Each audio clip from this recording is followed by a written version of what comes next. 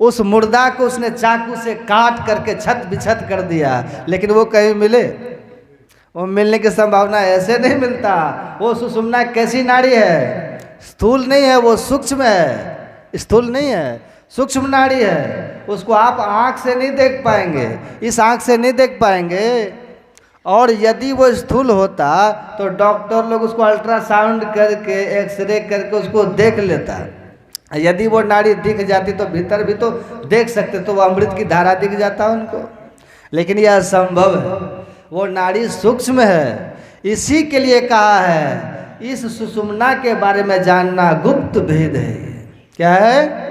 गुप्त भेद है। समझ रहे हैं ना बात? ये गुप्त भेद है। ये कौन बताते हैं? जो अभ्यासी हैं, जिन्होंने अभ्यास करके इनको जाना है, समझा है, देखा है, अनुभव जिन्होंने किया है, इसी को कहते हैं मोक्ष का मार्ग। क्या कहते हैं गुरु महाराज? क्या कहते हैं? मुक्ति मार्ग जानते, वही मुक्ति मार्ग उसी को कहते हैं। मुक्ति मार्ग कहिए, ब्रह्मरंध्र कहिए, उसी को कहते हैं। मुक्ति मार्ग जानते, साधन करते नित्य, साधन करते नित्य, सच्चित जग में रहते, दिन दिन अधिक विराग प्रेम सत्संग सो करते, संशय दूर बहाय संत मत स्थिर करते। ये जो गुण है, ये गुण वाले महापुरुष उस सुषुम्ना को जानते हैं, उसको देखे हुए होते हैं, उन्हीं के द्वारा ये मालूम होता है। इसलिए हमारे गुरु महाराज निर्णय में लिखा है पदावली में, बिन दया संतन की में ही जानना इस राह को, हुआ नहीं होता नहीं, अब वो होनहारा है नहीं। इसी के लिए प्रवचन कितना भी आप सुन लीजिएगा ना, बात समझ में नहीं आएगी। दीक्षा में भी एक दो बार में तो समझ में बात आती ही नहीं है। जो बारंबार जो दीक्षा लिए हैं ना, बारंबार सत्संग सुनते हैं और अपने से विशेष ज्ञानियों से जिज्ञासा करते हैं, तब उनको समझ में आती है। मैंने सुना है पूज्यपाद भुजंगी बाबा कहते थे कि मैंने 52 बार इनके विषय में सुना है गुरु महाराज के मुख से, अब समझ में आता है कि क्या है ये। उनको हम देखे नहीं हैं, लेकिन ऐसा कहते हैं उनके सेवकों से, उनके सेवक लोग ये बात कहते हैं। इतनी बार जब मैंने सुना तो पता चला कि ये सुषुम्ना क्या है, दसम द्वार क्या है। कितनी बड़ी बात है। इसलिए कहते हैं भेद यह गुप्त, पाना किसी ग्रंथ से है असंभव, समझ लो किसी संत से। यह समझना बड़ा कठिन है। कहते हैं कुछ, मतलब नजर कहीं और निशाना कहीं। गजब की बात है ये। एक सेठ जी जब मरने लगे ना, कहानी गुरु महाराज जी सुनाते थे। इसी सुषुम्ना की बात जब गुरु महाराज करते थे ना, तो ये कहानी बराबर सुनाया करते थे। ये कहानी, एक सेठ जी जब मरने लगे तो अपने बही खाता में लिख दिए थे अपने पुत्र के नाम से। पुत्र तब छोटा था, बच्चा था। लिख दिया था कि पुत्र, मैंने सारी संपत्ति शिवालय के जो त्रिशूल है, त्रिशूल के नोक पर मैंने रखा है, लिख दिया था। वो लिख करके मर गए, चले गए। अब बाद में जब उनका लड़का बड़ा होता है, वो जब पढ़ा उस उनके पिताजी के, उसको जब पढ़ा बयान को, बसीहत बोलते हैं ना, क्या बोलते हैं, बसीहत ही बोलते हैं। जब उसको वो पढ़े उसका पुत्र, तो कहा कि पिताजी कैसे लिख दिए, लगता है कि उनका बुढ़ारी में दिमाग खराब हो गया होगा। ये शिवालय का त्रिशूल तो ये रहा, त्रिशूल की नोक पर कहीं धन रहता है? वहां चवन्नी भी टिकेगी? यहाँ कहता है सब धन मैंने वहीं रखा है। ये कितनी बड़ी बात है।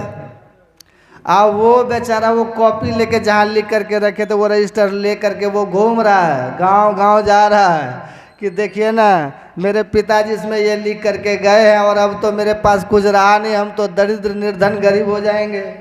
अब कहिए अब कैसे धन पाएं? पिताजी ने सब धन यहीं रखा है, ये लिखा हुआ देखिए। अब गांव का प्रोफेसर भी फेल, गांव का मास्टर भी फेल, डॉक्टर इंजीनियर सब फेल, नेतागिरी सब खत्म। बता पाएगा वो? न कोई नेता बताएगा, न कोई डॉक्टर बताएगा, न कोई मास्टर बताएगा, न कोई इंजीनियर बताएगा, न कोई प्रोफेसर बताएगा, न मुखिया बताएगा, न सरपंच बताएगा, कोई नहीं बताएगा। कौन बताएगा? जो उसको जानता है। किसको? जो लिखने वाला है। उनसे जिनकी बुद्धि मिली हुई है, उनसे जिनका मन मिला हुआ है, उनकी भाषा को जो समझने वाले हैं, उनके संकेत को जो समझने वाले हैं, उनके साइन बैन को जो समझने वाले हैं, वही बता सकते हैं। सहजो गुरु प्रसन्न हुए, मूंद लियो दो नैन, अब फिर मौसू यो कहियो समझ ले हुआ सैन। सैन समझिए, इशारा समझिए, कोई नहीं बता सका। अंतिम में किसी ने कहा कि देखो तुम्हारे पिताजी के समय का एक मुनीम है, वृद्ध हो गए हैं वो भी, उनके पास जाओ, क्या पता वो बता दे। अब देखिए इनके भीतर भी जुनून है कि अगर मेरे पिताजी ने लिखा है तो अवश्य ये झूठ नहीं हो सकता। अगर पिताजी ने ये लिखा है तो अवश्य ये यहाँ पर धन है। हम इसको समझ नहीं पा रहे हैं और गांव के किसी व्यक्ति किसी समझ की बाहर की बात है, लेकिन ये है। अब उनके भीतर में एक खोज की प्रबल इच्छा है कि नहीं ये लिखा हुआ है तो बात सत्य है, इसकी खोज करनी चाहिए, इसका पता करना चाहिए। इसीलिए वो सेठ जी का पुत्र चैन से रह नहीं रहा है। वो पता कर रहे हैं, घूम रहे हैं, पूछ रहे हैं कि ये क्या है। ये कितनी बड़ी बात है कि नहीं? अगर वो रजिस्टर को चपेट करके मोड़ करके रख देते तो कभी पता चलता? घूमते रहे, भटकते रहे, भ्रमते रहे, पूछते फिरे। किसी ने कहा कि देखो तुम्हारे ही जो मुनीम है ना, तुम्हारे घर के, तुम्हारे पिताजी के समय का, अभी वो जीवित है, जाओ उनके पास में, वो आपको बता देगा सारी बात, इसमें रहस्य राज क्या है, जाओ उसके पास। वो जाते हैं उनके पास। मुनीम जी थे, देखा, कहा हाँ ठीक है तो लिखा है, इसमें गलत क्या है, ये ठीक लिखा है। अब जैसे कहा ठीक लिखा है, इसमें गलत क्या, तो उसको लगा कि अब मिल जाएगा धन। कितना संतोष हुआ होगा विचार कीजिए, कितनी उनको शांति भीतर से तृप्ति मिली होगी। कहा मिल जाएगा, लेकिन देखो इसमें महीना भी लिखा हुआ है, देखो पढ़ो, फलाना महीना और फलाना तिथि और इतना बजे, ये 3 बातें लिखी हुई है। ये तीनों का संजोग आने दो, ये महीना आने दो, वो तिथि आने दो, हमको बुला लेना। कहा ठीक है। वो तिथि आई, वो महीना आया, वो तिथि आई, दिन के 12 बजे लिखा था, है ना। वो तिथि, वो महीना, दिन के 12 बजे। फिर मुनीम जी को बुलाए। अब देखिए उसमें लिखा क्या था कि मंदिर शिवालय के त्रिशूल के नोक पर दिन के 12 बजे, इस महीना के इस तिथि को दिन के 12 बजे धन निकाल लेना।